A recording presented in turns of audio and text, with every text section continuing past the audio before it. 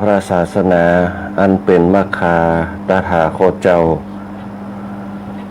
เตดไว้เป็นตางเฮือเตียวตองเต้าเข้าสู่นิพพานจันฟ้าสร้างสมผลบุญอย่าได้ตุนจ้าหีบเห่งไว้นาฟังธรรมวันศีลวันพระอย่าละลงล้ำตักบาตรฟังธรรมจำศีล85หน้าแรงฝนหนาวหนุ่มสาวทวนหน้าเท่าแก่ชราญาติมิตรจำศีลฟังธรรมกำให้ชีวิตบุญติดไต่เต้าตัวไปความดีเฮานั่นบ่หนีไปไหนน่าโจรบ่ลักไปไฟไหม้บ่เสี่ยงสุขจุ่มเด่นเย็นใจนวลใยใส่เกลียงจื่อเสียงถึงดีแต่เล่าบุญรักษาศีลนั่นเป็นข้อเก้าตามแบบเบาเดิมมาอัฏฐศีละปัญจสิกขาพระศาสดาว่าไว้อย่างอันเบื้องต้นคุณธรรมจำไว้ให้แม่นมันศีละสำคัญเคร่งครัดข้อสองถัดมาใครจะแม่นตัดบุญเกิดจากใดเตตานวัตถุสินทรัพย์เขาสุขเขาสารจกจ่ายเป็นตานแบ่งปันเนื้อเจ้าอย่าจกคนขอคนแก่คนเฒ่าถวายพระเนรเถรน้อยบุญภาวนาถัดมาปังซอยเมตตาจ้องห้อยตัวตันกำจัดโลภะโทสะโมหันปั่มเป่งตึงวันกุศลหอมปอรักการทำบุญครบ3 บาทข้อเกาย่อฟังมาอย่าละบุญตีสร้างสมเป็นตีเปิงปะนาทะไต่ต้อยคือเงาติดตามกูปบบ่ได้มองเงาบุญติดตามเฮาเหมือนเงาไต่ต้อยเฮาจะไปอยู่ทางใดนะตัวไปจ่องห้อยอยู่แปรอยู่ดอยฝั่งน้ำถึงจะทุกข์กายแต่ใจสุขล่ำเย็นกว่าอยู่ในห้องติดแอร์ยามจับมีเคราะห์บุญช่วยเกาะแน่นะบุญจักดูแลบ่ฮือมั่งเสิงป้องกันบาปกรรมช่วยเกิดช่วยเกิงมึงบ่เสวามต่ำก้อยบุญตีสร้างสาถือว่าเล็กน้อยสะสมกรรมน้อยมันถึงดีเหมือนองค์เก็บน้ำฝนห้ำหัวปีตั้งไงคือดีน้ำเต็มล้นหม้อเหมือนเฮาตั้งใจกุศลหอมปอจำศีลฟังธรรมจากน้ำสร้างสมผลบุญกุศลช่วยกรรมบ่มีวางอันวางมือหมู่เฮาเจ้าพุทธต่างก็ยึดถือบุญว่าผลบุญคือปัจจัยภายหน้าเมื่อดับจิตตายไปสู่โลกหน้าบุญบ่ไก่กาภาคปัดและนายเฮ้ยก็ขอเจริญพรขอบคุณครับกำข้าวตียกยอขึ้นมาในอารัมภวตยามเจ้านะในรายการธรรมะยามเจ้าในวันนี้นะเจริญพรขอบคุณกับปนันอ้วนขันทวงศ์นักธรรมเอกปริญญาธรรม5 ประโยคโรงเรียนพญาลอวิทยาคมอำเภอจุนจังหวัดพะเยากรรมการสภาวัฒนธรรมนะที่ได้นำเอามาห้ามเอามาให้กันในช่วงธรรมะยามเจ้าในช่วงตอนเจ้านี่นะฮะเจริญพรขอบคุณกับคณะสัทธาญาติโยมกุคู่กุคนด้วยแล้วก็ขอถวายความเคารพพระเถรานุเถระหลวงพ่อเจ้าหน้าจังหวัดลำปางหลวงพ่อรองจังหวัดหลวงพ่อเจ้าหน้าอำเภอหลวงพ่อรองเจ้าหน้าอำเภอหลวงพ่อเจ้าหน้าตำบลเจ้าวาดพระเนรเถรน้อยทุกรูปทุกตนนะตีฟังรายการธรรมะยามเจ้าในช่วงตอนเจ้าวันที่25นะเดือนสิงหาคม2568นะก็จะใกล้สิ้นเดือนกันทำละนะผ่านไปเดือนนี้ก็เดือนที่8หรือ4 เดือนก็จะครบ12 เดือน1 ปีนะเวลาผ่านไปเนี่ยเดี๋ยวใกล้จะถึงเดือน12 ปีทำละนะเดือนต้นห้องว่าทำบุญเปตอภีกันก็จะกินสลากกันก็จะลอยกระทงก็ว่ากันไปนะวันคืนผ่านไปนะปัจจุบันนี้เราทำอะไรอยู่นะพระพุทธเจ้าบนสอนเอาไปนะพยายามนะรีบเร่งไหว้หน้าสร้างบุญสร้างกุศลสร้างประโยชน์ให้กับตัวเก่านะบุญก็ไม่ใช่ว่าจะทำแต่ตานอย่างเดียวทำบุญนั่นก็คือทำความดีทำประโยชน์นะทำความดีให้กับตัวเก่าทำดีที่เป็นกุศลนะทำประโยชน์ให้กับตัวเก่าทำประโยชน์เพื่อรู้จักว่ามันบ่ฮือมันนักนะเพื่อบ่ฮือมันยึดติดบ่ฮือมันนักอกนักใจเนี่ยสร้างประโยชน์ให้กับตัวเก่าตื่นเจ้ามาปุ๊บล้างหน้าแปรงฟันสูดอากาศบริสุทธิ์นะตั้งจิตตั้งใจนะอยู่ในสมาธินะจิตของตัวเก่านะฟังธรรมะไปนะรายการธรรมะยามเจ้าได้รับความอนุเคราะห์จากคณะสงฆ์จังหวัดลำปางเราโดยการนำของหลวงพ่อเจ้าหน้าจังหวัดหลวงพ่อเจ้าหน้าอำเภอนะ บอกว่าจะเป็นพระภิกษุสงฆ์ที่บรรยายธรรมให้กับคณะสัตยาญาติโยมหลายได้ฟังกันนะบอกว่าจะเป็นท่านพระครูสิริธรรมบัณฑิตนะเจ้าวาดวัดหนึ่งเมืองมูลพระครูสถิตธรรมพัฒน์นะเจ้าวาดวัดบางไหลศิลาทองเจ้าหน้าตำบลพิจัยเขตสามนะที่มาบรรยายกันไปในช่วงวันเสาร์อาทิตย์นะที่ผ่านมาแล้วก็ในช่วงตอนกลางคืนนะเขาก็จะมีพระธรรมเทศนาแบบพื้นเมืองนะที่คณะสัตยาญาติโยมเข้ามาชมมารับฟังกันเยอะแยะมากมายมันเป็นฮีตเป็นทำนองโบราณเนี่ยเป็นเท่าว่าการดื่มด่ำอารมณ์ในการสืบสารประเพณีเก่าๆถามว่าเขาได้อย่างพองได้อารมณ์ได้ความรู้สึกได้บรรยากาศได้ขนบธรรมเนียมได้ประเพณีได้ฮีตได้หอยต่างๆเนี่ยเขากึดเติงหาในฮีตเก่าๆเดิมๆเป็นเท่าว่าการหัวระลึกนึกถึงก็คือการตั้งจิตเพื่อทบทวนเนี่ยเพื่อบางคนทบทวนความโหบ่ได้เห็นบ่ได้ทำอย่างเป็นมาแต่ทบทวนอารมณ์เก่าๆเนี่ยดื่มด่ำอารมณ์ก็เกิดความรู้สึกที่สำนึกเนี่ยตั้งจิตตั้งมั่นเนี่ยให้เกิดการบนห้องมีสมาธิในจิตของตัวเก่าบนห้องว่าการเราเลิกนึกถึงบรรยากาศเก่าๆเนี่ยคือการที่จะเนี่ยเขาตั้งจิตตั้งใจเนี่ยให้เกิดกระแสจิตของเขาไปเนี่ยให้คนเขามีความสำนึกเกิดความกตัญญูรู้คุณเคารพธรรมเนียมประเพณีไปมันก็เป็นเพราะว่าเป็นบรรยากาศอย่างหนึ่งเหมือนเขาตื่นเจ้ามาปุ๊บเนี่ยดื่มด่ำบรรยากาศในช่วงยามเจ้าอย่างน้อยก็คือความสงบตื่นเจ้ามามันเงียบมันสงบเนี่ยอย่างก็คนเขามีสมาธิอันนี้เป็นต้นรายการธรรมะยามเจ้าได้รับความอุปถัมภ์จากสถานีวิทยุสวทลำปางของเขาด้วยการนำของคุณเดือนอินทราภูมิโดยการสถานีคุณกัญญาอินทราหัวหน้าฝ่ายรายการคุณแอลชุติการเราใช้ดีเจฝ่ายรายการเปิ้นแล้วก็คุณก้อยอัชราพรพงษ์จันทร์คุณบรรหาสุริยะเป็นต้น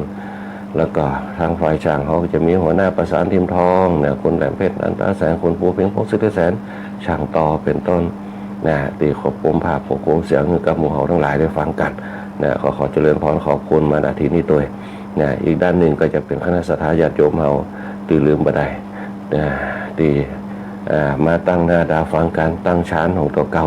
เพื่อเป็นกระแสจิตในการเป็นว่าหับสารในเรื่องของฌานปฏิบัติไปอันนี้ก็เป็นว่าผู้ร่วมรายการของเราโดยเป็นแฟนรายการทุกคนทุกท่านแล้วก็สุดท้ายก็คือที่เขาจะได้อู้กันเดี๋ยวเขาจะมาทักทายกันในช่วงท้ายๆรายการในช่วงตอนเจ้านี้ในช่วงนี้ก็จะมีฝนตกบางทีก็ฝนตกบางทีก็น้ำท่วมตามที่ประกาศกันไปโดยเฉพาะทางสวทลำปางเขาประกาศระมัดระวังในเรื่องของการคนเขาว่าอุทกภัยต่างๆเพราะฉะนั้นก็ต้องระมัดระวังระมัดระวังด้วยในเรื่องของดินฟ้าอากาศต่างๆการเตือนกันอย่างต่างกรมอุตุนิยมวิทยาตั้งสวทลำปางเขาตัวที่บนประกาศเอาไว้ต้องระมัดระวังมันก็เป็นไปตามธรรมชาติที่มันเป็นอยู่ในการดำเนินชีวิตเราบางเตียก็ร้อนนักบางเตียก็หนาวนักบางเตียก็ฝนตกแต่รู้สึกว่าฝนตกเนี่ยมันจะมีตัวฝนตกน้ำท่วมที่เขาได้โหได้หันกันมันก็เป็นไปตามปรากฏการณ์ของธรรมชาติที่มันผสมดุลกันในยุคปัจจุบันเพราะฉะนั้นเนี่ยสิ่งที่สำคัญที่สุดคือเขาต้องตั้งสติในการดำเนินชีวิตเอาหือใดตั้งสติเพื่อให้เกิดจิตความตั้งมั่นแล้วก็เพื่อให้เกิดปัญญาในการพิจารณาแก้ปัญหาต่างๆไม่ว่าจะเป็นปัญหาทุกขเวทนาในเรื่องด้านใดด้านหนึ่งเอามาพิจารณากันแล้วก็หาทางป้องกันกันเพราะฉะนั้นเนี่ยคนเขาว่าธรรมะเนี่ยจะเป็นข้อคิดข้อคิดเนี่ยคนเขาทั้งหลายได้มีสติในการระมัดระวังในการดำเนินชีวิตของแต่ละคนไปอันนี้ก็เป็นอารามพระบทเบื้องต้นเราที่ผ่านมาเขาได้อู้ถึงคนเขาว่าธรรมะที่ได้อู้กันไปในเรื่องของ45พรรษาของพระพุทธเจ้าเขาที่เขาได้อู้กันไปในคราวก่อนที่คนเขาว่าพรรษาแรกที่เขาได้อู้กันพรรษาแรกนั่นจะอู้ถึงเรื่องของปฐมเทศนาภิกษุในพระพุทธศาสนาก็คือพระัญญาโกณทัญญาไป แล้วก็เนื้อหาสาระในธรรมจักรปวัตนสูตรนะที่เราได้อู้กันไปคราวก่อนนะบอกว่าจะเป็นในเรื่องของหลักแห่งอริยสัจสี่หลักแห่งมรรคมีองค์8นะแล้วก็หลักแห่งฌานต่างๆนะที่เราได้อู้กันไปในช่วงพรรษาแรกแล้วก็เขาก็ได้ภิกษุรูปแรกในพระพุทธศาสนาของเขาก็คือพระอัญญาโกณทัญญะนะเป็นต้นที่เป็นได้ดวงตาเห็นธรรมในเรื่องของธรรมจักรปวัตนสูตร นะตรงนี้เป็นต้นอันนี้ก็ตีผ่านไปในคราวก่อนเพื่อให้เกิดการทบทวนกันขึ้นมานะในวันนี้ก็จะได้อู้ถึงเรื่องของปนห้องว่าเนื้อหาสาระธรรมในธรรมจักรปวัตนสูตรเหมือนกันนะในเรื่องของฌาน3นะฌาน3ที่ได้อู้กันไปฌาน3ที่อู้กันไปเขาก่อนนะในเรื่องของกัตตญาณนะกัตตญาณกิจจญาณนะที่เป็นได้กันไปญาณ3นะในการปฏิบัติกันไปนะสัจจญาณก็คือความจริงในฌานที่เป็นตรัสรู้นั่นนะตรัสรู้ขึ้นมาจะได้ฌานอย่างที่บอกเอาไว้คนเขาถ้าผ่านการปฏิบัติหรือว่าฐานที่มั่นคงบอกว่าจะเป็นศีลทานภาวนาพัฒนาขึ้นมาจนถึงผลห้องว่าสมาธิสมาธิศีลสมาธิปัญญาในระดับนั้นปุ๊บเนี่ยมันจะเกิดฌานเหมือนกับเขานั่งอยู่มันจะเกิดกระแสจิตของเขาที่การขับเคลื่อนต่างๆตั้งแต่ลมหายใจเข้าไปญาณนั่นก็คือความโห่นะที่พระพุทธเจ้าเขาเป็นสามารถทำโห่ได้ที่เกิดขึ้นจากอริยสัจสี่อริยสัจสี่เนี่ยก็คือหัวข้อวิเคราะห์ต่างๆบอกว่าจะเป็นทุกข์สมุทัยนิโรธมรรคไปพิจารณาจับตรงนั้นบอกว่าจะเป็นปัญหาด้านใดก็ตามพอเขาเอาญาณไปจับปุ๊บมันจะมีความรู้สึกว่าซึ่งนี่มันเป็นอะไรอย่างแล้วก็มันมาจากอะไรอย่างอันนี้คือลักษณะของญาณมีทั้งหมดเนี่ยญาณเนี่ยมันมีอยู่มีอยู่3ตัวด้วยกันสัจจญาณคือหู้ในสัจจะหรือว่าความจริงต่างๆก็คือกฎแห่งอริยสัจสี่นั่นแหละที่มันเกิดขึ้นคือข้อสงสัยต่างๆเหมือนกับเขานั่งเขามีข้อสงสัยเขามีความรู้สึกว่าตื่นเจ้ามาปุ๊บเขาจะต้องทำกิจวัตรประจำวันของเขาตรงนี้บอกว่าจะเป็นล้างหน้าแปรงฟันบอกว่าจะนึ่งเข้าเป่าไฟเตรียมตัวเตรียมกายเตรียมใจมันเป็นสัจจญาณก็คือความจริงที่เขาจะต้องปฏิบัติความโห่ในเรื่องของความจริงที่มันเป็นอยู่สัจจญาณก็คือความจริงเดี๋ยวเขาจะมาอู้รายละเอียดกันอันที่สองคือกิจจญาณก็คือเขาโห่หน้าที่ ที่เขาจะทำเขาโห่หน้าที่ที่เขาจะทำกันอย่างเช่นเขาจะล้างหน้าเขานึกจะล้างหน้าตั้งไว้นะแต่เขาไปล้างหน้านั่นคือหน้าที่เอายาสีฟันมาใส่เอาแป้งมาใส่ปุ๊บเขาก็แปรงฟันไปหูหน้าที่เขาจะนึ่งข้าวเป่าไฟเขาก็หูหน้าที่เขาก็เตรียมตัวเอาเข้าใส่หม้อเอาน้ำใส่หม้อก็ตั้งไว้ในยุคสมัยเดียวมันจะมีหม้อไฟฟ้าในยุคสมัยแต่ก่อนปุ๊บตื่นเจ้ามาปุ๊บก็โบะหลัวตั้งไฟตั้งหม้อนึ่งตั้งให้เข้าในยุคสมัยแต่ก่อนอันนี้เป็นเพราะว่ารู้หน้าที่บางคนก็นอนรับอยู่คาบในห้องปุ๊บเดี๋ยวจะค้ำกับลูกเขาหูหน้าที่พอหูหน้าที่ปุ๊บมันเกี่ยวเปิดผ้าห่มขึ้นมาตื่นขึ้นมาหูหน้าที่ที่เขาจะตื่นขึ้นมาแล้วก็กำหนดไว้ว่าเขาจะทำอะไรอย่างคือหูหน้าที่ของตัวเก่าแล้วก็ภาระหน้าที่แห่งอันหนึ่งสิ่งเขาจะต้องทำกันเป็นภาระหน้าที่การงานต่างๆเขากำหนดกันไปอันสุดท้ายก็คือกัตตญาณก็คือความรู้ที่เขาทำเสร็จแล้วเป็นองค์รวมทั้งหมดเขาเสร็จแล้วอย่างต่างๆนั่นคือการกระทำเสร็จละการที่เขาจะทำความเข้าใจในเรื่องของญาณในอริยสัจสี่พระพุทธเจ้าพระองค์ก็บอกว่าเขาควรจะทำความเข้าใจในเรื่องของญาณคือความรู้เรื่องสามัญพื้นฐานเป็นเบื้องต้นก่อนเพื่อจะเป็นการเทียบเป็นการเทียบเคียงเมื่อทุกๆคนประสบเรื่องเป็นหน้าที่ของตัวเก่าเรื่องในครอบครัวก็เรื่องอื่นๆก็ที่เกี่ยวข้องกับชีวิตของเขาเบื้องต้นจะต้องรู้ความจริงเสียก่อนที่ห้องกันว่าเป็นเรื่องสามัญเป็นข้อเท็จจริงต่าง เมื่อหู้ความจริงถูกต้องแล้วปุ๊บเนี่ยเขาจะจัดการจะได้กับเรื่องนั้นนะเหมือนกับเขาจะเนี่ยตึงเข้าเขาจะเนี่ยจะได้นะอันเนี้ยเขากำหนดถึงหู้ก่อนเขาจัดการกับเรื่องนั้นตามกระบวนการเมื่อเสร็จเรียบร้อยปุ๊บเขาจะเนี่ยอย่างต่อนะทำอาหารไปปุ๊บเนี่ยพอได้อาหารได้เขาเสร็จปุ๊บเขาก็มานั่งกินด้วยกันนั่นแหละคือสิ่งที่บันดาลความสุขของเขาเป็นความจริงดังนั้นก็คือลงมือทำสำเร็จอย่างต่างๆสุดท้ายแล้วปุ๊บได้อย่างขึ้นมาบนห้องว่าได้หน้าที่หน้าที่ที่เขาทำขึ้นมาอย่างหนึ่งเพราะฉะนั้นสัจจญาณเนี่ยเขาว่าจะต้องทำจะได้เทียบกับกิจญาณมันจะเป็นตัวสืบเนื่องกันอย่างเช่นเขาจะทำอะไรอย่างขึ้นมาปุ๊บเขาจะไปกาดเขาห้วยก่อนว่าไปกาดเขาจะไปซื้ออะไรอย่างเป็นต้นสัจจญาณแล้วก็เขาก็เดินทางไปซื้อของเหล่านั้นอันนี้เป็นห้องว่าเป็นความละเอียดที่กำหนดชีวิตของเขาที่เขาจะตั้งเป้าหมายเอาไว้ให้มันชัดเจน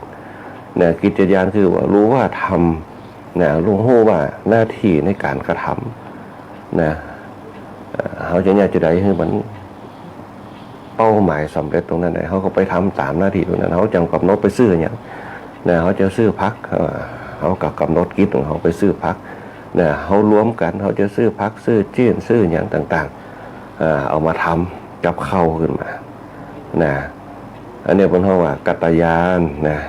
พอสำเร็จแล้วปุ๊บเนี่ยสำเร็จขึ้นมาปุ๊บนั่นแหละกิจของมันสำเร็จคือองค์รวมทั้งหมดทุกอย่างก็เป็นญาณของเขาที่ความรู้ที่ว่าเราจะทำกับข้าวเพราะกระบวนการการทำกับข้าวปลาอาหารต่างๆมันก็ขึ้นกับญาณตรงนั้น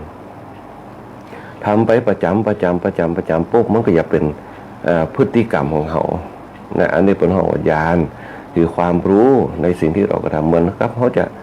นั่งสมาธิก็เหมือนกันเขากำหนดหู้ได้ว่าเขานั่งอยู่ตรงไหนเขานั่งอยู่ตรงหน้าเพราะเขากำหนดหู้ญาณได้เขากำหนดระยะของเขาความรู้สึกต่างๆด้านหน้าเขาเป็นอะไรอย่างเป็นโต๊ะหมู่บูชาก็เป็นผนังก็เขาก็สามารถกำหนดหู้ได้นี่แหละบางครั้งที่เป็นห้องว่าที่คนตาบอดเปิ้นสามารถกำหนดได้ว่าเพราะญาณเปิ้นจะวัดระยะของเปิ้นตอนแรกอาจจะวัดระยะบ่ได้อาจจะเอาหัวไปจนใส่ฝาต้มเปิ้นกำหนดบ่ได้แต่พอต่อไปปุ๊บเปิ้นฮู้จักระยะก้าวของเปิ้นละวัดระยะพอวัดระยะปุ๊บยิ่งคนเปิ้นตาเปิ้นประหารปุ๊บเปิ้นก็จะกำหนดของเปิ้นหนึ่งกำหนดด้วยการระยะความรู้สึกก็คือการก้าวเดินสองบางครั้งเปิ้นใจไหม้พองเปิ้นก็กะระยะของเปิ้นอันนี้เปิ้นฮ้องว่าญาณทุกอย่างเนี่ยไม่แต่จะบืดเปิ้นฮ้องว่าจะบอดไหนบอดนอกเหมือนกับพระจักขุบาลเปิ้นตาบอดจักขุก็คือตาบอดจักขุบาลเปิ้นจะกำหนดของเปิ้นด้วยญาณของตัวเก่าเพราะฉะนั้นถ้าเราปีญาณปุ๊บบางครั้งตาไหนเนี่ยดีกว่าตานอกด้วยซ้ำความรู้สึกต่างๆความรู้สึกจะดีเพราะจะมีจิตวิเศษที่เราคือการกำหนดไม่ว่าจะเป็นรูปเสียงกลิ่นรสสัมผัสต่างๆเปิ้นฮ้องว่าญาณกำหนดได้แต่คนเฮาส่วนมากเขาจะเจออารมณ์ภายนอกเข้ามารุมเร้าเมื่อตาเขาหันปุ๊บเขาก็หู้ละเขาสบายตาหันมีจมูกดมกลิ่นมีหูได้ฟังบางครั้งถ้าคนเขามืดบอดปุ๊บเขาก็ต้องใจหูบางคนใจกายตัวเก่าเป็นตัวสัมผัสบนห้องกัตญาณเพราะฉะนั้นความหู้สามัญซึ่งนั้นมันเป็นพื้นฐานจะต้องเป็นคนที่จะต้องมีลักษณะทั้ง3อย่างนี้ถึงเขาถึงจะทำอย่างที่มันสำเร็จตามเป้าหมายได้เพราะฉะนั้นอย่างที่อาตมาภาพเคยอู้ไปหลายครั้งว่าคนเขาจะมีฌานเป็นเบื้องต้นมีญาณเป็นบั้นปลายมันเหมือนกับการส่งสารการส่งสารผู้ส่งสารผู้รับสารเขามีสารเป็นตัวกลางที่สื่อหากันคำว่าสารก็เหมือนกับที่เขาเอากระป๋องนมมาเจาะสายแล้วใส่หากันส่งสารไปคนที่ฟังด้านนี้ก็เป็นผู้รับสารนั่นแหละกระแสจิตเขาก็เช่นเดียวกันแต่เขากำหนดความรู้สึกได้แต่ไผ่จะละเอียดนั่นก็ขึ้นอยู่การกำหนดญาณตรงนี้แหละพระพุทธเจ้าจึงบอกว่าการกำหนดญาณที่มันชัดเจนอารมณ์ความรู้สึกต่างๆเป็นภายในมันจะต้องมาจากศีลตานภาวนาเป็นพลังขับเคลื่อนศีลคือสำรวมให้ได้มีระเบียบไม่ได้ระเบียบใจจะไปวอกแวกสติเขาจะไปวอกแวกตั้งมั่นคือใด นี่คือศีลรวบรวมสำรวมมาได้พยายามตั้งมั่นอดทนมาได้นะอันที่สองคือปล่อยวางไปอย่างที่จะมารบกวนเขาเนี่ยตีบ่ใจเสียงที่จะเขาที่จะใส่ใจตีเรื่องยานเขาไปจำกำหนดเนี่ยเขาบ่สนใจเนี่ยคือฐานเมื่อเขาปล่อยคือได้จะเข้ามากระทบจะได้ก็เฉยกับสิ่งเหล่านั้นเปิดดึงห้องว่าทานคือการให้การปล่อยการวางนะให้ปล่อยวางเนี่ยถ้าเขาสะสมอารมณ์ได้จนถึงให้ด้วยความรู้สึกที่เราไม่เสียดายให้ด้วยการที่เราแบบมีห่วงนั่นแหละคือการให้ทานไม่ใช่ว่าเป็นการเพื่ออย่างตีเพื่อหวังเนี่ยเปิ้นฮื้อเขาฮู้จักปล่อยจนในที่สุดว่าปล่อยอารมณ์ตัวเก่าได้อารมณ์ตัวเก่าคือแม้แต่สังขารเขาก็ปล่อยไปตามธรรมชาติเนี่ยบางคนอายุ60จะถึง70เขาบ่ต้องไปกึดถึงเรื่องความตายเนี่ยบางคนนึกถึงจนในที่สุดปุ๊บเพราะว่าพะวงละเวเหหดเนี่ยอันนี้เป็นตอนปฏิบัติว่าเวลาอายุดักปุ๊บเนี่ยคือเขาโปร่งคือใดคือเขาปล่อยคือใดคือเขาวางคือใดโปร่งปล่อยวางมันไปเปลี่ยนไปตามธรรมชาติมันยิ่งเพราะว่าพะวงนักจิตเขาจะว้าวุ่นพอมันว้าวุ่นปุ๊บมันก็จะซับสนพอซับสนมันก็มาตั้งมันบ่เดินทางไปตามยานที่เขาตั้งเป้าหมายเอาไว้เนี่ยเพราะฉะนั้นฌานเนี่ยสำคัญที่สุดจะต้องมีองค์ประกอบก็คือศีลทานภาวนาเป็นองค์ประกอบเนี่ยคือฌานเขาเข้มแข็งเหมือนกับอย่างที่บอกเอาไว้นะเอากระป๋องนมมาเจาะมีสายเจือกอยู่เนี่ยถ้ามันนิ่งมันชัดเจนบ่มีลมเข้ามาปัดห้อมไปเอามือไปจับเสียงมันก็ไปหาแผ่นข้างหนึ่งมันชัดเจนเนี่ยไม่แต่เขาจะทำมันอย่างก็ตามถ้าฌานเขาเกิดนะยานเขาเป็นเป้าหมายมันก็จะสำเร็จได้ง่ายอย่างที่บอกเอาไว้ตะกี้ความละเอียดของยานเนี่ยจะมีเนี่ยสัจจะญาณก็คือความจริงที่เราเพ่งพิจารณาอยู่อันที่สองกิจญาณคือสิ่งที่เขาจะดำเนินการละนะแล้วก็อันหนึ่งคือเป้าหมายที่เขาส่งไปเนี่ยเหมือนเขาจะทำอย่างจังใดตะกี้บอกว่าเขาจะแยกกับเขาไปซื้อของการเนี่ยถ้าเขามีสัจจญาณคือความจริงตั้งรักเขาไว้คือใดในกระแสฌานเขาจะบ่ลืมเขาจะบ่ค่อยเขวนะแต่ถ้าเขาลืมบ่ค่อยเขวมันจะลืมไปถึงผมเขาจะซื้ออะไรอย่างบางคนจนต้องจะจดไปก็มีเนี่ยเพราะฉะนั้นเนี่ยเขาจะต้องกำหนดคือใดหนึ่งมีสติในเรื่องของการกำหนดอริยสัจสี่คือสัจจญาณคือใดนะสัจจญาณคือใดแล้วก็หน้าที่ของมันเขาจะต้องไปตามโครงสร้างมีสติควบคุมตัวอยู่ตลอดนะฮะอันนี้คือห้องว่าลักษณะของกำหนดญาณนะสัจจญาณสิ่งที่จะต้องเขาจะทำมันอย่างนะเขาตั้งเป้าหมายเขาจะเนี่ยอย่างนะอย่างที่บนบอกใครทำอะไรที่ไหนเมื่อไรอย่างไรเนี่ยคือรักของมันนะตั้งเป้าหมายเอาไว้หลังจากนั้นไปปุ๊บก็คือหาวิธีการนะกระบวนการกำหนดการต่างๆกิจญาณคือหน้าที่ของมันสุดท้ายแล้วคือเป้าหมายนะอันนี้เป็นต้น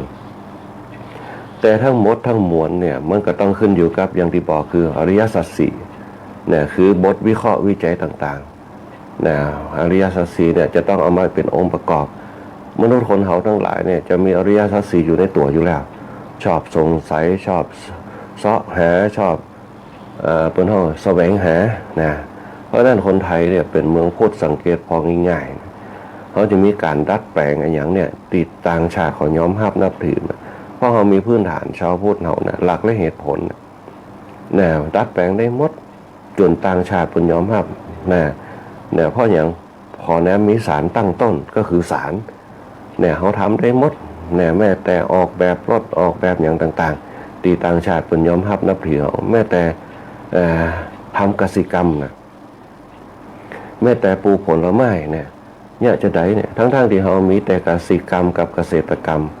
แต่คนไทยเขาจะมีหัวต่างด้านนี่วิเคราะห์วิจัยต่างๆเขาจะได้นะคือมันอุดมสมบูรณ์นะเขาสามารถทำได้แต่ตอนยุคใหม่เนี่ยเขาไม่แน่ใจแต่คนในยุคสมัยก่อนเพิ่นจะวิเคราะห์วิจัยเนี่ยคนเฒ่าแก่เขาเวลาไปตรงไปไหนปีนี้เนี่ยเข้าเนี่ยมันอย่างบางงามมันมีเพียงครับมันมีอย่างครับเพิ่นจะหาวิธีของเพิ่นเนี่ยแบบธรรมชาติเนี่ยแบบธรรมชาติทั้งที่บ่มีวิทยาศาสตร์ในยุคสมัยก่อนเพิ่นแก้โดยธรรมชาติเนี่ยบอกว่าจะเป็นสารตะแล้วพ่องบอกว่าจะเป็นสร้างหุ่นไล่กาพ่องเนี่ยบอกว่าจะเป็น เอาน้ำเข้านะใส่เข้าของเผื่ออย่างนะ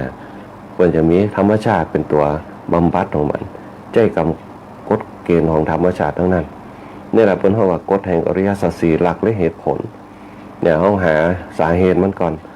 มันมาจากอย่างนะพอเราเข้ากามันเน่ากะมันสาเหตุมาจากอย่างดินเป็นด่างกะเปิ้นก็หานั่นอันนี้มาใส่กันนะอันเนี้ยเป็นต้นเนี่ยคนเราแกเขาเปิ้นจะวิเคราะห์เป็นนะวิเคราะห์วิจัยเป็นแล้วก็เอามาพัฒนาเอามาดัดแปลงกันนะจนในที่สุดปุ๊บในยุคปัจจุบันดัดแปลงกันมาปุ๊บจากไถงัวไถควายปุ๊บก็มาเป็นรถไถกันขึ้นมาติ๊กๆในยุคปัจจุบันจนคนเฮาว่าอุตสาหกรรมมันเกิดขึ้นมาการพัฒนาเกษตรกรรมมันก็พัฒนาหนักขึ้นนะอันนี้เป็นต้นหลักแห่งอริยสัจสี่เนี่ยอย่างที่เพิ่นบอกไว้ว่านะสาเหตุเนี่ยในอย่างที่มันเป็นทุกข์แต่เพิ่นตั้งเก้าคือทุกข์นี่แหละเพราะว่าหลักแห่งธรรมชาติคือทุกคนมีความทุกข์เหมือนกันแต่เขาสามารถนำเอามาพัฒนาได้นะคือสาเหตุเนี่ยคือมันเป็นอย่างเขาเอามากรรมพออันนี้คือสาเหตุนะมันสามารถเนี่ยอย่างได้พองนะเขาก็เลยเอามาพลิกแพลงใจกันได้นะคนไทยเนี่ยเพิ่นถึงบอกว่าเป็นประเทศที่พลิกแพลงสิ่งต่างๆนะเอาไปต่อยอดได้นะพัฒนาขึ้นมาต่อยอดต่ออย่างจนเป็นตีย้อมห้าของชาวโลกทั้งหลายว่าคนไทยเขาเนี่ยสามารถพัฒนาสิ่งอย่างต่างๆนะเอามาพัฒนาได้บางผู้บางท่านไปอยู่แถวองค์การนาซาก็มีนะแม้แต่ได้ความรู้มาปุ๊บก็เอาไปพัฒนาเนี่ยเห็นหลายๆอย่างนะคณะศรัทธาญาติโยมคนไทยเราเพียงแต่ว่าคนไทยเขาเนี่ยมันเสียอยู่อย่างเดียวก็คือมันบ่มีการจดลิขสิทธิ์อย่างต่างๆเนี่ยบ่มีผู้ลงทุนบ่มีอย่างในด้านแนวความคิดต่างๆเนี่ยสังเกตพอง่ายๆอันเนี้ยเพิ่นเฮาว่าคนไทยเฮาเพิ่นเฮาว่าพลิกแพลงเนี่ยอย่างเช่นบ้านก็เปิดกันแปลงบ้านแปลงจองในยุคสมัยตะก่อนพัฒนาความคิดของเราได้สามารถทำจนปิติยอมรับแต่เขากันละไปเห็นมันเพราะว่ามันมีผู้สนับสนุนเนี่ยมันมีผู้สนับสนุนก็ใจวิธีการเนี่ยลักและเหตุผลในการพิจารณาลักแห่งอริยสัจสี่แต่เขาไม่สามารถจะว่านี่มันเป็นลักแห่งอริยสัจสี่เนี่ยพระเจ้าบอกว่าลักแห่งอริยสัจสี่เขาจะไปเน้นเรื่องธรรมมากทุกเนี่ยเขาปัญหาเรื่องความทุกข์ไปเห็นนะลูกสมุทัยคือสาเหตุเนี่ยเขาสามารถเอามาพัฒนาได้นี่คือปัญหาสาเหตุแห่งปัญหาเขาจะดับปัญหานั้นจะใดเนี่ยเขาจะมีวิธีการที่จะพัฒนาจะได้คือมรรคนั่นแหละเนี่ยเขาสามารถนำมาพัฒนาในการดำเนินชีวิตได้แม้แต่ความทุกข์เนี่ยพระพุทธเจ้าตั้งต้นเอาไว้เป็นคนเฮาว่าเป็นเบื้องต้นเนี่ยคือทุกข์ทุกคนเกิดมามีความทุกข์กันหมดเนี่ยทุกข์ในเรื่องของการเสาะแสวงหาเพื่อบันดาลให้ตัวเก่าให้เกิดความสุขเนี่ยตามโลกธรรม8นั่นแหละเนี่ยคนเขาอยากจะมีสตังค์มันทุกข์เพราะมีอยากให้มีสตังค์อยากจะได้ต้องไปทำงานเนี่ยทุกข์อยากให้กินก็ต้องหาของที่อยากให้กินขึ้นมาเนี่ยอันเนี้ยถ้ามันมีอยู่แล้วปุ๊บเนี่ยมันก็ทุกข์เหมือนกันก็ต้องตักมาต้องหากระบวนการมาเนี่ยอริยสัจสี่เนี่ยเขาสามารถเอามาพัฒนาได้ทรงแสดงให้เห็นว่าเนี่ยคือต้นเหตุเนี่ยต้นเหตุของมันแล้วก็หาสาเหตุเนี่ยแก้ปัญหาคือเป็นเนี่ยคนเราในยุคปัจจุบันมันได้มองธรรมะชัดเนี่ยมันก็เลยหาสาเหตุเนี่ยบางหูจะแก้วิธีจะใดบางคนมันมีทิฏฐิอยู่ในตัวมันก็เลยเกิดปัญหามักหมมอยู่ในใจเขาบักกล้ามันก็เลยพัฒนาแต่ถ้าคนเขากล้าขึ้นมาพอกล้าแสดงออกกล้าคิดกล้าทำเนี่ยพัฒนากันมันก็เอาชีวิตรอดได้เหมือนกับนักธุรกิจบางคนเนี่ยเปิดพัฒนาชีวิตของเขาจากตกอัพขึ้นมาเนี่ยเป็นผู้ที่มีเป็นเท่าว่ามีเงินมีทองนักเนี่ยเหมือนกับหลายๆคนเนี่ยเหมือนกับธุรกิจหลายๆอย่างที่เปิดล่มขึ้นไปปุ๊บเปิดสามารถพัฒนาขึ้นได้เปิดก็เข้าหาธรรมะนี่แหละเปิดไปบวชไปอย่างเขาไปปฏิบัติธรรมจนในที่สุดปุ๊บเนี่ยกำหู้มีสติในการตั้งหลักได้ที่อย่างถึงต้องไปบวชไปอย่างคือไปสงบจิตสงบใจพอสงบจิตสงบใจปุ๊บนึกถึงทบทวนปัญหาที่ผ่านมาก่อนคนเราต้องทบทวนปัญหาก่อนมันถึงจะหาวิธีแก้ไขปัญหาข้อบกพร่องตรงนั้นแล้วก็เอามาพัฒนาใหม่ เปิ้นห้องไปตั้งหลักบางคนไปบวชไปอย่างไปปฏิบัติธรรมพวกนักธุรกิจต่างๆตั้งตัวตั้งตนแถวสัก3 เดือน1 ปี3 ปีบางคนก็ไป5 ปี4 ปีกลับมาใหม่ปุ๊บไปพัฒนาตัวเก่าเพราะว่าคนเขามันมีหลักเงาจริงในการพัฒนาหันอยู่แล้วเพียงแต่เขาไปเสริมเติมเข้าไปนิดหน่อยมันก็สามารถพัฒนาขึ้นมาได้แต่คนเขาจะต้องเริ่มใหม่ก็คือตั้งแต่1ขึ้นไปเนี่ยแต่ถ้าคนเขาอยากจะพัฒนามันเจริญก้าวหน้าเนี่ยเขาก็ก้อยพัฒนาขึ้นไปว่าโครงสร้างในการพัฒนาชีวิตเนี่ยอย่างที่พระพุทธเจ้าเป็นสอนว่าศีลทานภาวนาศีลทานภาวนาเนี่ยเขาสามารถนำเอามาพัฒนาในการชีวิตเขาได้อย่างง่ายได้นะศีลคือการตั้งหลักนะให้มีระเบียบจัดระเบียบให้ดีๆก่อนตั้งกฎเกณฑ์ตั้งระเบียบตั้งมาตรฐานไว้นี่คือศีล2เนี่ยก็คือพยายามเปิดโลกทัศน์นะคือฐานเปิดโลกทัศน์รับสิ่งต่างๆที่มันเป็นความรู้ที่มันเป็นแนวทางที่มันเป็นกรรมวิธีทางศึกษาเหมือนกับเขาจะเปิดร้านนะขั้นแรกพวกเขาต้องคิดก่อนเขาจะเปิดอะไรอย่างเขาจะมีระบบจะได้จะมีวิธีการจะได้แต่บนห้องกระบวนการก็คือศีลนั่นแหละทีนี้เขาก็มาคิดหาแนวทางจนในที่สุดปุ๊บมันก็แตกแต่ความคิดลงทุนขึ้นมาคือการพัฒนาบนห้องภาวนาคือความเจริญเหมือนกับต้นไม้ต้นหนึ่งที่เขาปลูกขึ้นมาไว้เนี่ยถ้าเขาพรวนดินรดน้ำอยู่ตลอดใส่ปุ๋ยตลอดมันก็จะมีดอกที่สวยงามนี่คือหลักแห่งเป็นห้องว่าบุญกิริยาวัตถุ3 ประการคำว่าบุญกิริยาวัตถุ3 ประการคือบุญที่เขาได้ทำเนี่ยมันเป็นตัวต่อยอดเนี่ยเขาเนี่ยเจริญสุขได้แล้วเอามาพัฒนาในการดำเนินชีวิตได้แค่ศีลทานภาวนา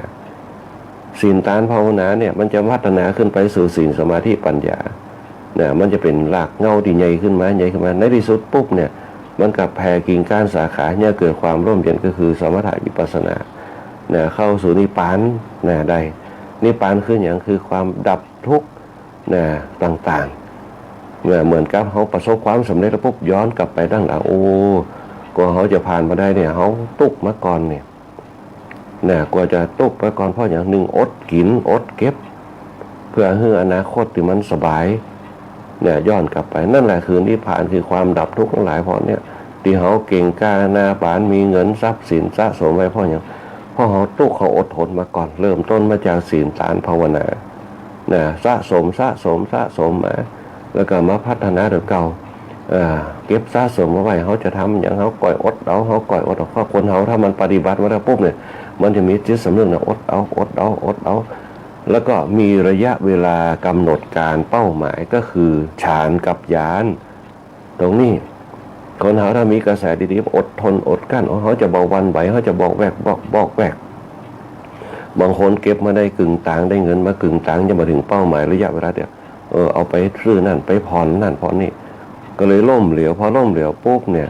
การดำเนินชีวิตก็ซับซ้อนละพอล่มเหลวปุ๊บมันมีหันอย่างบางคนถ้า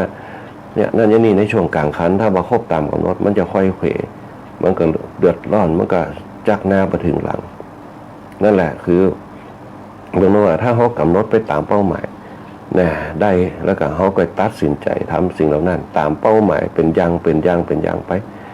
ในการดำเนินชีวิตแต่เขาใจรักการต้องได้ละการดำเนินชีวิตเนี่ยมีฌานกับญาณเป็นเป้าหมายเขาบอกแวกแสดง3 ตัวที่อาตมาภาพได้บอกไปเนี่ยความจริงว่าพระพุทธเจ้าเปิ่นกำหนดตรงนี้3 ระดับด้วยกันเนี่ยที่เปิ่นตรัสรู้ได้ก็เพราะญาณ3เปิ่นกำหนดเถอะก่อนเปิ่นหากระบวนการกันสังเกตพอเวลาเปิ่นจะก่อนที่เปิ่นจะมาบวชเปิ่นไปศึกษาเปิ่นหันว่าเข้ามาจากไหนให้อย่างคนเฮามันถึงตุกตุกอย่างพ่องตุกเกิดตุกแก่ตุกเจ็บตุกตายตุกเป็นอยู่เปิ่นเห็นเปิ่นว่าเทวทูตทั้ง4เปิ่นเลยเอากำหนดโอ้ชีวิตสังขารคนเฮามันจะธรรมดาเนี่ยมันตุกเกิดก็ตุกแก่ก็ตุกเจ็บก็ตุกตายก็ตุกสิ่งที่สบายที่สุดคือสมณะไม่ใช่สมณะตัวตนสมณะคือความสงบแต่เป็นเครื่องหมายบ่งบอกว่าความสงบสมณะแปลว่าผู้สงบคนที่สงบคือนิ่งอยู่ตลอดบ่หวั่นไหวกับการเกิดการแก่การเจ็บการตายให้อย่างนั่งสมาธิอยู่นั่นแหละคืออัตลักษณ์ก็คือความสงบ นิ่งตรงไหนนิ่งเนี่ยใจบ่หวั่นไหวพยายามตั้งจิตตั้งใจตั้งกายนะให้ตั้งมั่นให้ได้เป็นสมาธิก็คือเป็นสมาธิสมาธิก็คือการรวบรวมการกำหนดการรวบรวมนะการรวมกันนะจิตใจกายมารวมกันเนี่ยสมาธิไม่ใช่สมาธิคัดแข่งคัดขาเข้ามาเดียวสมาธิก็คือการรวบรวมจิตใจกายมารวมกันเป็นหนึ่งกายคือตั้งมั่นจิตคือเรียกมาใจคือมีระบบนะมันจึงเกิดศีลสมาธิปัญญาขึ้นมานะเพื่อพัฒนาไปตามกระแสเขาถ้าคนเขาปฏิบัติตั้งมั่นแต่ปุ๊บเนี่ยมันจะรู้จักการละลดเลิกสิ่งต่างๆลดก็คือลดกิเลสละก็คือละกิเลสเลิกก็คือเลิกกิเลสทั้งหลายที่เข้ามาครอบงำเขากิเลสมีอย่างสามตัวโลภโกรธหลงโลภคืออยากได้ โกรธก็คือนะขี้มิ่งหลงก็คือบางครั้งตัวใจเขานักเกินไปเนี่ยทั้งสามตัวมันจะมีกระบวนการย่อยของมันอยู่นะที่เป็นตัวสนับสนุนกันขึ้นมานะเพราะฉะนั้นเนี่ยหลักแห่งอริยสัจสี่เนี่ยจึงเป็นข้อกำหนดที่ให้รู้จักสภาวะทั้งหลายนะที่เป็นหลักเหตุแล้วก็หลักผลนะจนในที่สุดปุ๊บเนี่ยรู้หลักเหตุหลักผลแล้วปุ๊บเนี่ยนะสิ่งที่สำคัญในนั่นก็คือหนทางนะหนทางแล้วก็แนวทางวิธีการต่างๆเป็นห้องว่ามรรคมีองค์แปดมรรคมีองค์แปดเนี่ยยังตีอู้กันไปคราวก่อนเนี่ยแนวทางทุกอย่างนะเพราะฉะนั้นต้องอันนี้คือดีๆต้องเก็บรวบรวมไปคือดีนะต้องเก็บรวบรวมไปให้ดีในมรรคมีองค์แปดนั่นเพราะอริยสัจสี่เป็นกระบวนการวิเคราะห์สิ่งต่างๆนะหนึ่งสาเหตุนะคือเป็นห้องว่าปัญหานะสองสาเหตุนะสามนั่นก็คือวิธีการห้าก็คือแนวทางนะมรรคมีองค์แปดนะมรรคมีองค์แปดเนี่ยมันเป็นเป้าหมายนะที่เขาจะชนะปัญหาทุกอย่างแม้แต่ปัญหาที่อยู่เบื้องหน้าเขาเช่นเดียวกันนะมันจะชนะทุกอย่างมรรคมีองค์แปดมรรคมีองค์แปดเนี่ยมันจะเป็นแนวทางเนี่ยเขามีปัญญาพิจารณานักขึ้นนะเพราะอริยสัจสี่นะมันเป็นการวิเคราะห์วิจัยจนเกิดเนี่ยเขามีปัญญาเนี่ยในการโหดอันอย่างต่างๆเนี่ยเป็นวิเคราะห์วิจัยขึ้นมาแล้วมรรคมีองค์แปดตัวนั้นเนี่ยมันจะเป็นเป้าหมายสู่สำเร็จของมันนะมรรคมีองค์แปดนะในการดำเนินชีวิตของเรานะมรรคมีองค์แปดเนี่ยตั้งแต่หนึ่งกระบวนการแห่งปัญญาเพราะฉะนั้นจำไว้ให้ดีว่ามรรคมีองค์แปดมันจะมีอยู่บทเชื่อมสัมพันธ์กันคือปัญญาเนี่ยหนึ่งสัมมาทิฏฐิสองสัมมาสังกัปปะเนี่ยสามข้อแรกเนี่ยเป็นกระบวนการแห่งปัญญาเนี่ยสามกระบวนการข้างหลังเนี่ยมันจะเป็นการจัดระบบการดำเนินชีวิตเราเนี่ยสามข้อหลังเนี่ยจะเป็นวิธีตีเนี่ยเขาเป็นตัวบนห้องว่าเป็นตัวควบคุมเนี่ยบะฮือเขาแตกสานไปเนี่ยเป็นห้องมรรคมีองค์แปดมรรคมีองค์แปดนั่นเนี่ย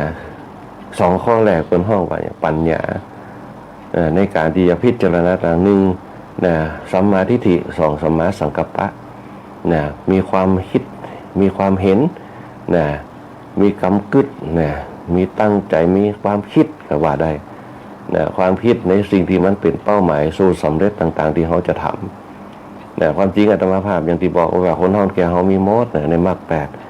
นะแต่เปิ้นบ่ฮู้บ่ได้นะเปิ้นบ่ฮู้หลักธรรมบ่ได้มรรคมีองค์แปดที่เปิ้นมีอยู่ในตัวเนี่ยอย่างคนท้องแก่เขาเนี่ยบ่ได้เรียนหนังสือระดับสูงแต่มีปัญญาสร้างสรรค์แล้วก็มีปัญญาเนี่ยตีเนี่ยคือสิ่งเหล่านั้นเนี่ยเป็นสู่สำเร็จไปชั่วลูกชั่วหลานนะเพราะว่าเปิ้นมีปัญญาในการทำหนึ่งอย่างเช่นการสร้างบ้านสองในการมีตีทำกินแล้วก็สามเนี่ยมีฐานะตำแหน่งการเงินการทองเก็บไว้ให้ลูกให้หลานนะ หนึ่งเพราะว่าเปิ้นมีอย่างนะเปิ้นมีกระบวนการของเปิ้นปฏิบัติตามหลักการเริ่มต้นมาจากศีลฐานภาวนานะศีลเนี่ยจะได้นะไปวัดนะไปวัดไปอย่างไปวัดเนาะหนึ่งไปจ่วยงานศพไปจ่วยงานประเพณีนะไปวันศีลวันธรรมไปจ่วยงานพระป่านะรวมตัวกันไปนะไปทำกิจกรรมไปวัดก็คือศูนย์กลางไปทำกิจกรรมร่วมกันกิจกรรมร่วมกันนะเป็นการรวมพลังกันในการสร้างสรรค์ในการเข้าหาชุมชนในการเข้าสู่สังคม นะไปเข้าหาสิ่งเหล่านั้นนะคือการรวมพลังกันนะจนเกิดเป็นห้องว่าจนเกิดความป่งปันใจให้กันนะทำงานร่วมกันเป็นกิจกรรมร่วมกันมันจะเกิดการความเจริญงอกงามขึ้นมาเจริญในเรื่องของการอยู่กันรวมทุกข์รวมสุขกันมันก็เลยพัฒนาชีวิตของเปิ้นเนี่ยให้เกิดวิถีชีวิตขึ้นมาเนี่ยเป้าหมายของเปิ้นเนี่ยก็เลยเป็นการสร้างสรรค์กันเป็นสู่สำเร็จของเปิ้นในการพัฒนาเนี่ยให้เกิดเป็นเพราะว่าปัญญาปัญญาเป็นสัมมาทิฏฐิเนี่ยความคิดเห็นที่ดีเนี่ยเกิดพลังเป็นเพราะว่าพลังจิตพลังใจในการทำงานเนี่ยให้เปิ้นบ่เศร้าบ่โศกทำการทำงานกันเป็นห้องว่าโครงการของมรรคมีองค์8สัมมาทิฏฐิคือความคิดเห็นที่ดีงามความคิดเห็นความเห็นชอบทุกอย่างมีความเห็นชอบรวมกันแล้วก็อันที่สองคือมีความคิดชอบคิดดีในการพัฒนารวมกันคือเป้าหมายแห่งมรรคมีองค์8โดยย่อๆสองตัวแรก3ตัวหลังนั่นก็คือองค์ประกอบแห่งการพฤติกรรมต่างๆแล้วก็3ข้อหลังนั่นเกี่ยวกับเป็นห้องว่าการดำเนินสติของตัวเก่าอันนี้คือหลักแห่งมรรคมีองค์8ในเนื้อหาของกัตตญาณที่เป็นเป้าหมายในการดำเนินชีวิตเราเพราะฉะนั้นเนี่ยคณะสัตยาญาติโยมทั้งหลายหลักแห่งอริยสัจสี่เนี่ยพระพุทธเจ้าทรงเป็นบอกว่าทุกข์เนี่ยแสดงว่าความเป็นทุกข์ต่างๆหรือว่าปัญหาต่างๆเขาสามารถแก้ได้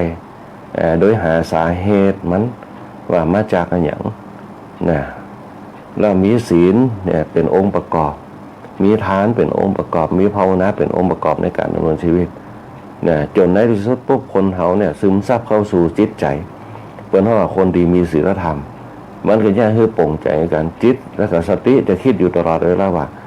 ปัญหามันมีแต่เขาแบบเนี้ยเขาบอกคือมันเกิดปัญหาคนท้องแก่เขานี่ยกก่อนเปิ้นจะบอกพิษลูกพิษเมียกันเปิ้นจะคิดอยู่ตลอดเพราะอย่างศีลเป็นสารตั้งต้นเนี่ยเกิดอริยสัจสี่คือหนึ่งมันเป็นปัญหาเขาจะมาสร้างปัญหาคือกับครอบครัวเขามาสร้างปัญหาคือกับลูกกับอย่างถ้ามันสร้างปัญหาปุ๊บมันจะวุ่นวายเปิ้นถึงเปิ้นมีศีลเป็นตัวกำหนดแล้วมีทานเป็นตัวปันใจกันมันจึงบ่ใครทะเลาะเวาะแว่งกันอยู่ด้วยกันแบบถึงย้ำแก่ย้ำเท่านั้นนั่นแหละเปิ้นเฮาว่าอริยสัจสี่มันเกิดในสังคมนั้นแต่เปิ้นบ่สามารถจะฮู้ได้ว่านั่นแหละเป็นธรรมะแต่มันเป็นธรรมชาติมันไปตามกระบวนการมันมีเหตุมันมีสาเหตุมันมีการดับเหตุแล้วก็มันจะเนี่ยคือเปิ้นเฮาว่าวิธีการแก้ปัญหาที่ถูกต้องมันก็จะมาเกิดปัญหาอันนี้เป็นต้นเปิ้นเฮาว่ารักเหตุยาสุดท้ายแล้วปุ๊บเนี่ยมันก็จะเกิดปัญญาดีละที่เฮาบ่ยุ่งเป็นหยังมันก็เดี๋ยวสักกรรมมันก็เงียบไปปัญหามันเกิดขึ้นมาได้เดี๋ยวสักกรรมมันก็เงียบไปกระบวนการตรงนั้นที่เปิ้นจังอู้กันเพราะฉะนั้นเนี่ยนี่ก็คือองค์ประกอบเพราะฉะนั้นเนี่ยเบื้องต้นเฮาควรจะห้องว่าอริยสัจสี่เนี่ยต้องรู้ว่าสิ่งต่างๆเนี่ยที่พระพุทธเจ้าทรงแสดงความเป็นจริงมันต้องเป็นจานแสดงความเกิดแสดงความแก่แสดงความเจ็บความตายทุกอย่างเป็นทุกข์หมดพระพุทธเจ้ายังตรัสว่าชราปิทุกขาชราปิทุกขามรานำปิทุกขังชราติปิทุกขาชราปิทุกขาชาติปิทุกขาชราปิทุกขามรานำปิทุกขังหู้ตามสัญญาเนี่ยจะอีแล้วปุ๊บเนี่ยยังบัดจือว่าญาณความรู้สึกที่เห็นจริงทุกอย่างเนี่ยด้วยตัวเก่าเนี่ยเป็นความรู้สึกที่เกิดขึ้นอย่างแท้จริง เนี่ยอย่างที่เขาเคยอู้ว่าไม่เห็นลงศพไม่หลั่งน้ำตาเนี่ยชาติปีทุกขาชราปีทุกขามรานำปีทุกขังเขาหู้เรื่องการเกิดการแก่การตายจะอีปุ๊บเนี่ยเขาหู้เนี่ยยังบ่หู้ว่ามีญาณแต่ถ้าเขามีความหู้จริงว่ามันต้องเป็นจะอีแน่นอนทุกคนแล้วเขาบอกวันไหวบ่พันพึงนะด้วยตัวเขาเองเนี่ยตัวมันต้องเกิดขึ้นกับเขาแน่นอนเพราะฉะนั้นเนี่ยพระพุทธเจ้าเป็นเช่นว่าเนี่ยอย่าชักช้าเสียเวลาและกระแสนะไม่เคยคอยใครนะเอาเร่งสร้างไว้ในสิ่งที่มันเป็นประโยชน์ทุกอย่างก่อนที่เวลาจะหมดไปนะเป็นตัวเตือนเขานี่แหละนะคณะสัตยาญาติโยมหลักแห่งอริยสัจสี่เนี่ยที่เป็นจะฮือเขาหู้ความจริงทุกอย่างที่มันเกิดขึ้นเราจะเนี่ยฮือเขาเนี่ยปลงได้นะปล่อยได้นะตรงนี้เป็นต้นอันนี้แหละคือยานสามนะที่พระพุทธเจ้าเป็นเอามาใจในกระบวนการแห่งการตรัสรู้ทุกอย่างเป็นความจริงอย่างที่เป็นล่มเลิกในเรื่องของการทรมานร่างกายนี่แหละนะทุกขกิริยาหันมาฉันภกยาหารปุ๊บเนี่ยถ้าเขาทรมานกายไปปุ๊บร่างกายมันเสื่อมโทรมมันก็จะสิ้นสุดไปนะมันสามารถจะพัฒนาไปได้เพราะฉะนั้นเนี่ยสิ่งดีอย่างเนี้ยคือดีสุดกายกับใจมันต้องไปกูกันถ้าใจป่วยกายป่วยเนี่ยมันก็ไปบ่ได้แต่ถ้าใจป่วยกายก็ไปไม่ได้เพราะฉะนั้นต้องไปกูกันนะพระพุทธเจ้าก็เลยหันมาทำกระบวนการฉันภกยาหารเพราะฉันภกยาหารเสร็จปุ๊บเนี่ยร่างกายก็แจ่มใสเหมือนรถน้ำมันใกล้จะหมดแบตเตอรี่จะหมดไฟมันก็หมดลงไฟหน้าก็เริ่มจะหมดเพราะแบตเตอรี่มันจะหมดน้ำมันจะหมดปุ๊บเครื่องมันก็เริ่มอ่อนลงไปเนี่ยลักษณะเดียวกันพระพุทธเจ้ากลับมาฉันภกยาหารปุ๊บตาที่ฝ้าฟางเนี่ยสมองที่มันซับสนเนี่ยวุ่นวายปุ๊บมันก็เปล่งใสขึ้นมาอันนี้แหละคือกายเพราะฉะนั้นกายกับใจเนี่ยต้องไปกูกันต้องบริหารให้ดีๆเนี่ยบางอย่างเราต้องบริหารบางข้างกายดีปุ๊บเนี่ยใจเนี่ยเศร้าโศกซึมเศร้ามันก็ยังคือกายป่วยไปตัวเนี่ยเพราะฉะนั้นจะต้องบริหารไปกูกันให้ได้เนี่ยจะต้องกายจะต้องหาสิ่งที่มันเป็นประโยชน์ให้กับร่างกายเขาการกินการอย่างต่างๆนะใจเนี่ยเขาก็ต้องใส่เข้าไปนะใส่อากาศเข้าไปหัวใจเขาจิตเนี่ยจะต้องใส่อารมณ์เข้าไปนะใส่สู่ในจิตของเขาอารมณ์ที่มันดีๆเขาไว้อารมณ์ที่มันบดีปุ๊บเนี่ยเขาจะต้องสกัดกั้นให้ได้สิ่งที่มันเป็น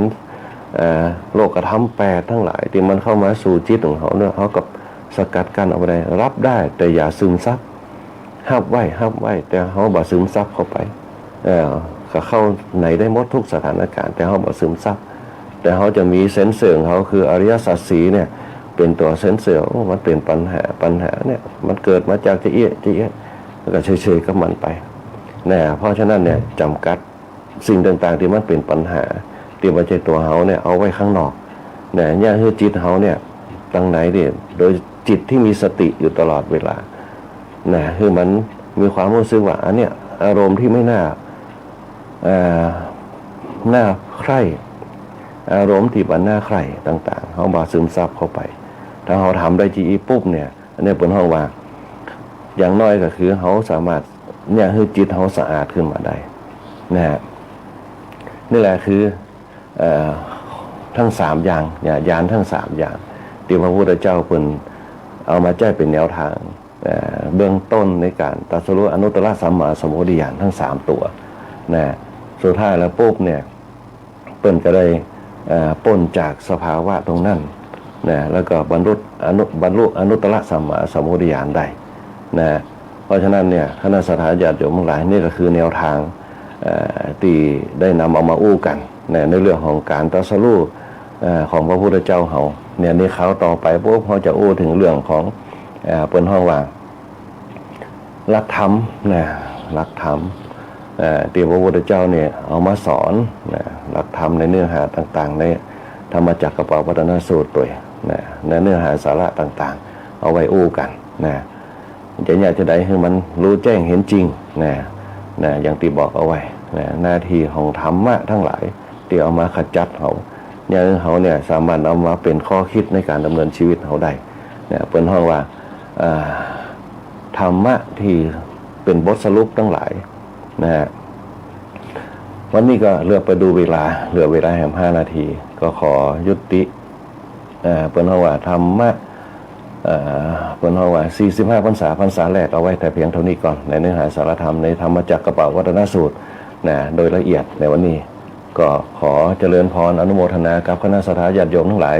ที่เข้ามาร่วมรับฟังรายการธรรมะยามเจ้าในช่วงตอนเจ้าวันนี้นะหลายผู้หลายท่านบอกว่าจะเป็นพระครูวิจารณ์วรการพระครูพิทักษ์วรยานทุปิติขามโนภิกขุทุปิอัมพินันโทภิกขุนะแล้วก็ทุเจ้าธรรมดาตั้งเสริมงามเขาตัวแล้วก็ท่านพระครูโสพลตัวที่ฟังรายการธรรมะยามเจ้าอยู่นะในวันนี้คุณแม่ปิ่นเพชรตังบ้านมันแก้วตัวคุณแม่สุรีตังบ้านโตกหัวจ้าคุณแม่สรวยตังแบดคาทริยาตัวปอครูพรนำมาใช้ตำมุนบ้านไหลศิลาทองตัวที่ฟังรายการธรรมะยามเจ้าโยมซิมตังบ้านสองแควใต้ตัวนะตาเลยนะตังบ้านกับแพงเมืองพิสุเมตตัวนะแล้วก็คุณโยมสรวุฒิตัวคุณโยมสมพรคุณโยมมนชนกคุณโยมดาราศิลป์เจียมสิริคุณโยมลาวันคุณโยมสลินทโลคุณโยมปาน้อมคุณโยมแสงเดือนคุณโยมธนชชาคุณโยมแดงบานนะคุณโยมพรพันตัวคุณโยมปานอมตัวนะคุณโยมอุศรีคุณโยมอาเมฆคุณโยมแม่ที่ว่าหวานคุณโยมนวลศรีคุณโยมแม่สีพันคุณโยมสุภาวดีคุณโยมกัญญาคุณโยมสง่าคุณโยมเพนคุณโยมอุศรีคุณโยมจันทร์ฟองคุณโยมเอราวัณคุณโยมนพดลคุณโยมจันทาคุณโยมอารีคุณโยมสุชาตินะคุณโยมทรงพลนะแล้วก็คุณโยมอัมพันธ์คุณโยมมะลิคุณโยมสุชาดานะคุณโยมแม่เพ็ญศรีตัวโยมอัมไพนะแล้วก็คุณโยมประไพนะคุณโยมปวรตัวที่เขามาร่วมสร้างบารมีธรรมรวมกันในช่วงตอนเจ้านี่นะฮะคุณโยมดาราศิลป์เจียมสุริคุณโยมบวรคุณโยมศักดิ์สอนคุณโยมอัชราพรคุณโยมเพ็ญศรีคุณโยมยงยศคุณโยมสุชาดาคุณโยมอัมพันธ์คุณโยมมะลิแก้วคุณโยมบรรจบนะคุณโยมชูสมรคุณโยมอารีคุณโยมชัยเล็กคุณโยมนพดลคุณโยมแสงจันทร์คุณโยมฟองคำคุณโยมบนเที่ยงดีเจแก้มยุ่ยตัวคุณโยมเอราวัณคุณโยมทีผู้ชายตลกคุณโยมอุศรีคุณโยมสง่าคุณโยมนวลศรีคุณโยมสุภาวดีคุณโยมแดงหวานคุณโยมมานพตัวคุณโยมพรพันธ์คุณโยมนัทชาคุณโยมสมพรคุณโยมมนชนกคุณโยมสรวุฒิตัวที่เขามาร่วมสร้างบารมีธรรมรวมกันในช่วงตอนเจ้านี่คุณโยมสมพรคุณโยมอารีตัววันนี้เวลาหมดเวลาอาตมาภาพพระครูบุญปริยัติยากรพร้อมกับช่างต่อวาทีรตีอาทิตย์วรรณวารีขอเจริญพรลากับคณะสัตยาญาติโยมเอาไว้แต่เพียงในโอกาสหน้าก่อนมาพบปะกันใหม่ขอความสุขความเจริญจงมีแด่คณะสัตยาญาติโยมทั้งหลายขอให้คณะสัตยาญาติโยมโกโก้คนจงมีแต่ความสุขพ้นจากโรคภัยไข้เจ็บทั้งหลายหิมากล้าขึ้นกล้าแม่นไขหมานทุกคน